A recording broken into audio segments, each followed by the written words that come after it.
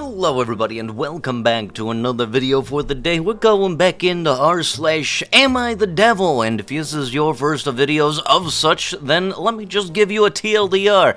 Do you really have to ask am I the a-hole if it's in this subreddit? It's very much a certified yay. So if you guys would love to be absolutely amazing, show your support and see more videos like this one in the near future, be sure to hit the like button, leave a comment down below to start up the wholesome internet discussions, and if you guys have not already, subscribe to the channel and turn on the notifications. Would I be the a-hole for rehoming my partner's cat? Yes, but for some reason they were not entirely sure themselves, and most likely they were the only person in the room that was questioning that. It's both of our cat. Chip is in my name.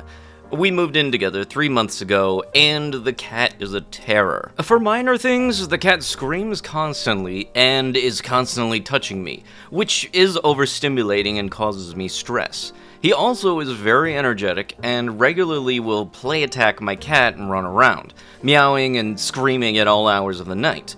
Partner does not wake up to this. I wake up and shoo the cat away. The cat jumps on counters and has to be chased off. And he has eaten and killed numerous plants of mine, killing my love for the hobby. For serious things, he constantly acts like he is starving. He will tear into food packaging, Ziploc bags, and even a silicone reusable bag. We had to develop an alternate system to thaw food and put food away immediately. I thought groceries in, and there was a pork shoulder in the bag. When I went to the restroom, he dug into the bag and got underneath other items and dragged the pork shoulders out onto the floor and was eating it. 3 minutes tops. I've had panic attacks over this, as it's happened before I was hosting. Or when we are tight on money and food has to be thrown away. He has tripped me and made me fall a total of 7 times, only making me stumble more times than I can count. Once, when I fell, I was holding a knife. Another time, bowls of cat food, which made me fall on my face. Another time, I hit my head on the counter. The cat is physically hurting me. The cat digs in the trash, and when it's not full, we have to pull him out of the can. He gets in through the lid, and we have to stack things on top of the lid so we won't do it. My partner loves the cat, and doesn't want to get rid of him. He says it's our fault because we leave food out, or the trash full. I do 85% of the pet care, including purchasing supplies, grooming, feeding, and playing. Partner cleans the litter box, automatic litter box. Partner is also in charge of trash. Partner disagrees morally on rehoming the cat, and says they will never do it unless I force them. The partner says that it is our fault because we switched from a gravity feeder to feeding them 2 times a day of wet food. Partner says that he has food trauma, which is true, but it's not getting better in a stable environment. Partner says that I have issues with empathy because I resent the cat for hurting me and being a nuisance. I feel they are ignoring my literal pain and emotional distress because of their morals of not getting rid of pets. I don't like rehoming pets either, but at this point, the cat is hurting me, stressing me out, and I don't like the cat. It's not fair to me or the cat because I am his main caretaker. Partner flipped the table and said that we can get rid of the cat, but said that they'll resent me for it. I want to spend my life with this person, so I'd rather keep the cat for a decade than have them resent me for life. I just feel like we are going to fight about this again, and the cat is hurting me, mentally and physically. I don't know what to do. Hold up, so let me get this straight. You want to rehome a cat because it's acting like a damn cat? God forbid, little kitty want to come up and try to nudge you, or happen to try to walk in front of you, a little bit just cat doing its thing. Here's the thing, if you happen to walk into a cat, the cat is in no way gonna be big enough to trip you. Cats are gonna do cat shit. My 53F son 26M told my husband, his father 57M, how he really feels about him. How can I patch my family up, if at all? Accidentally deleted, so reposting. Here's the background though. My 53F husband 57M and I have been married for 27 years. We're Indian and had an arranged marriage. I'll be honest, my husband and I both agree that past the initial 1 to 2 years of our marriage, It was just a mutual respect and understanding, not really love. We had a baby, our son, now 26M, to appease our families, and that was it. My husband and I grew up in India, but moved to the States when our son was 4 years old, so his upbringing was mostly here. We both raised him how we knew best, and thought that we did our job in raising a respectful and hardworking man. My son has a very authentic and paradoxical personality. He's egotistical and arrogant, but loving, selfless, and caring at the same time. He's someone who is passionate about weightlifting and martial arts, but enjoys philosophy, photography, and poetry. He paid his own way through school, though, and through a combination of the 2 jobs he worked in high school, merit scholarships, and internship salaries. He got a very well-paying job right after graduating, and has already received 2 promotions earlier in this career, and has been able to purchase a very nice home and install a pool and a home gym, as well as sending my husband and I some money every month. He got married 4 months ago to his girlfriend of 2 years. She is also currently 10 weeks pregnant, and I have a great relationship with her. My husband and I are very proud of our son for who he has become. The incident. My husband and I live in a different state and flew out to visit our son and daughter-in-law over the weekend. I thought it was great, and I was all smiles and a few tears when we left on Sunday night, but my husband looked devastated. It took me 3 days to press him about it, and he finally opened up today about what happened during our visit. On Saturday night, my husband woke up in the middle of the night and randomly looked out of the window and saw our son and daughter-in-law kissing in the pool and drinking something out of a wine glass. My husband confronted our son on Saturday morning for 2 reasons. Drinking during pregnancy, turns out it was just sparkling juice, and making out in the pool. We're from a really conservative culture, and doing any physical affection in public / around parents is a no-no, and my husband felt the need to question our son about it, and it led to an argument between the 2 of them where my husband said something along the lines of, "I couldn't even think of doing that around your grandparents. I thought I raised you differently. Didn't I teach you anything?" My son blew up at this and let all of his feelings out in about a 10-minute vent. I summarized our son's points below. 1. Our son said that the only thing he learned was what not to do as a husband, and father said that he would rather end his own life than be anything like my husband. 2. My husband did often physically discipline him between the ages of 7 and 17. Our son said that he has no happy memories with him, and when someone asks him about his father, all that comes to mind was getting beat in the living room, and getting beat in his room, getting beat in the basement. He highlighted 2 incidents that were barely remembered where, when he was 7 years old, my husband picked him up by his ears for lying about something trivial, and when he was in his freshman year of high school, when my husband beat him right when he woke up before school since he stayed up extra late working on a passion project the night before. Our son remembers the exact date that it happened. Our son told my husband that when someone does that to you, you make it your goal to not be like that, and he was happy and proud of not having learned anything from him. 3. Our son said that my husband was someone who was scared of everything, discouraged everything he wanted, and a hypocrite. He brought up multiple examples, like when our son was beginning to have opportunities to play his sport at the college level, my husband's reaction was to tell him that sports would affect his academics. And when he eventually did leave the team after 2.5 years in college by his own choice, my husband gave him shit for it. When our son confided in my husband that he got into a fight at school, my husband's first reaction was to ask if we should go to the police and tell me.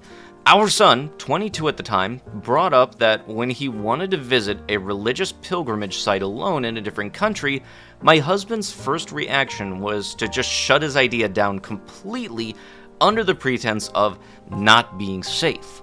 When our son was in his sophomore year of high school, he was selected to travel to Australia for an academic competition that would have costed us around $6,000 total, and we were fully prepared to pay for it all. But when he questioned why we weren't willing to spend the money on long-term academic training or even a new cell phone for him, despite him asking the past year, my husband kicks him out of the house for being ungrateful. My husband and I wanted his English to be as good as possible, and so we rarely spoke to him in our native language. But as he grew up, he wanted to learn the language by himself, and my husband always heavily discouraged this. My son asked my husband what kind of father doesn't pass along his own mother's tongue to his child and discourages this. When our son started an online business as a senior year college student, my husband was again very against it because he didn't like the idea. Small edit, our son did end up playing this sport in college for 3 seasons. He did buy a new cell phone with the money that he made working as a tutor in high school. He did go on a religious pilgrimage himself, he learned our native language by himself, and is now completely fluent. He did run the online business. Nothing my husband said stopped my son from doing what he wanted to do. 4. Our son said that anytime he expressed his true thoughts, my husband would simply be there to make sure to disagree and discourage whatever it is he wanted. Our son told my husband that he feels forced to lie and hide the truth about everything in fear of judgment, and he feels caged whenever he talks to him. He referred to my husband as an anti-role model. At 5, our son barely touched on the incident at hand and just told my husband to not bother coming to their place if he has an issue with him loving his wife. The fact is that every event our son said is factually correct. My husband and I always saw it that he was learning a lesson for the future, and my husband just wanted him to go to the safe route and not to put himself in any kind of harm's way that could affect his future. I never knew that some of these things bothered our son so much. Truly, I hope that our son's relationship with his wife is infinitely better than mine and my husband's, so I really don't care about them kissing in the pool, in their own pool, in their own backyard at night. I'm surprised that my husband did, but that is not my concern right now. I care that our son hates his father, and the fact that he said he has no happy memories of them breaks my heart for him. Looking back, I definitely could have stepped in when my husband was being the tough love dad, and things might be better now if I had. My husband admits that he went overboard on several occasions and is telling me that he regrets many things he did as a father and would do anything for a do-over. For now, I'm planning on ensuring that there is zero contact between my husband and son, but I don't know the plan for the future. How can I help patch things up between my son and husband, even a little? I know this can never go back to 100%, but I will do anything for them to even be friendly. Things getting patched up is probably not going to happen anytime soon, and it really is weird that your husband got upset when you and your husband went over to your son's house, and he happened to have seen, after you guys had gone to sleep by the way, them kissing in their own pool on their own property, which is private property. Am I the a-hole for telling my daughter, 28F, that she isn't trying hard enough to cure her sickness? I am 50F. Ages are fudged so my kids don't find the posts. My daughter, 28F, has been diagnosed by 3 different doctors with depression. In December, she saw a psychiatrist that said that she has something called double depression, and he is recommending outpatient treatment. Long story short, that didn't materialize, and now she is looking at next steps. The conflict starts here. A few days ago, she told me that she got a call from a new psychiatrist and she has an appointment next month. She said that her family doc also is concerned that she has a heart condition from the chronic stress of CPTSD because her resting heart rate is 120 beats per minute. She is otherwise healthy, and it affects her ability to move, stand, sit upright for long periods of time, especially on bad days. I asked her if she thought that they were finally going to figure out what was actually wrong with her this time, or if she was just expecting the doctor to give her a magical answer. I asked her, at the end of the day, how many conditions do you actually have again? It seems like the list just keeps getting longer and longer. I told her that she reminds me of my siblings who keep saying they have certain disorders or conditions, and there's always a new one, and they just never work on actually getting better. I feel like she's even given up on giving up, and now she's essentially quiet quitting her life and wasting away. I told her the only people that ever actually beat depression are people who try because they want to live, and it upsets me that she isn't happy and trying about the gift of life. She got upset and told me, first of all, that she doesn't have a team of doctors. She has a family physician with minimal health expertise and an online therapist that she sees once a week for an hour.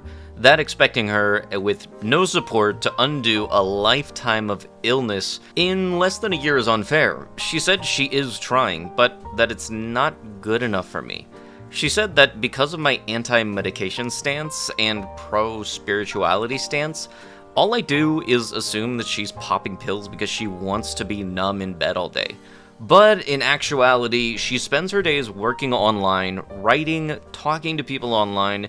She walks around the house and does chores here and there when she can, when before she did leave the bed for days at a time. She said, I can't make any progress in the eyes of someone who thinks I'm lying about everything. Since she was a kid, she's had a tendency to read about things online, then act them out. And the other day she went, something's wrong with my head. I couldn't explain that and fell. The next day she said that she realized that she forgot to take her medication and got something called brain zaps. She has a word for everything. It's never just that she tripped. Then she stopped responding to me. I'm worried that she's going to stop giving me updates about her health. I just don't want my daughter to be sick. She is a brilliant girl, and she is wasting her life with this stuff. Am I the a-hole? Yeah! Your daughter has medication. She's doing what she can to take care of herself because you very much are not helping out at all. But no, you're effectively just telling her, oh, just get over it. It's not that bad, or doing some spiritual thing, thinking, oh yeah, no, the spiritual stuff will work out way much more than the, scientifically backed medications or, the treatments that will actually help. It's almost as if she doesn't want to talk to you because she already knows that if she talks to you about any of this stuff, you're just gonna bash it. Am I the a-hole for grounding my son after my other son copied his behavior and then asking that I never punished too? I have a 13-year-old son, Roman, who is experiencing intense mood swings, and dad is public enemy number one. I get it, it's puberty and cut him some slack, but I don't tolerate some behaviors. I have a 12-year-old nephew named Colin, and he and Roman are inseparable. Colin has always been a bit more emotional than Roman, and he has had arguments with his dad and my brother, and one being that Colin started to do is either walk away while my brother is talking to him or turn his back towards him. I wouldn't tolerate that. I also have a 10-year-old son named Ollie who looks up to both of them and Roman. And last week, I was telling Roman that he didn't take care of his jobs, taking out the trash, his laundry, and shower.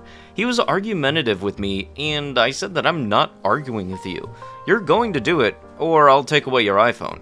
While talking to him, he walked away mid-sentence. Then I heard him shut the door. I said, oh, screw that. I went into his room and regulated. On Monday, I was telling Ollie to go clean his room and reminded him to put deodorant on before going to his friend's house. He got mad and argumentative by saying that he knows and was going to do it and didn't want me to remind him. This is out of character for him because he is very attached to me. He still likes to sleep with me, and I don't think I had any serious issues with him. I told him I'm not arguing with him and to go take care of his responsibilities. What does he do? He rolls his eyes and walks away mid-sentence and goes to his room. I regulated on him and said that he was grounded this weekend. If I'm not tolerating walking away while I'm talking to him from Roman, then I'm not taking it from a 10-year-old. I later spoke to Roman and said that his behavior is rubbing off on Ollie, so guess what? You're grounded for the rest of the month. Use that time to reconsider your attitude. He said that wasn't fair and cried. Then I called my brother and said that his son is becoming a bad influence on my kids and he needs to fix that. He may not think that it's a big deal with Colin walking away, but I do. I said that he needs to punish Colin. He told me that he wasn't going to be told how and when to discipline his son by me. I said you need to because he's so is a brat. Is he going to walk away or turn his back on his boss? I said if Colin ever did that to me, then it would be the last.